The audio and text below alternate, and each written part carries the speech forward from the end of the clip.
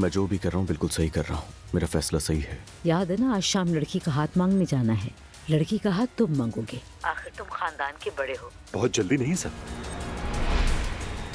कहाँ थे आखिर तुम बेटा, और रात घर क्यों नहीं आए? अजरा के घर रुका हुआ था मैं। क्या अजरा अजरा लगा रखा है? अजरा और मेरा रिलेशन बहुत अच्छा चल रहा है, क्या ये काफी नहीं है? बेटे की उम्र के लड़के के साथ रहने का क्या मतलब है? बाबा अल्लाह का वास्ता है, बस ये मेरी जिंदगी है, मुझे जीने दे। क्या मसला हो गया है? क्या हुआ?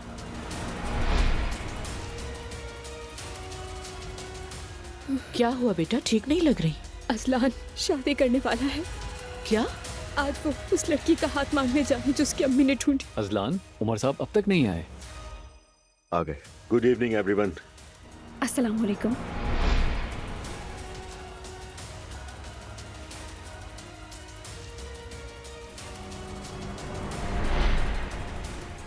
मेरी बेटी प्रेग्नेंट है और आप लोग यहाँ पे शादी की तैयारियां कर रहे हैं?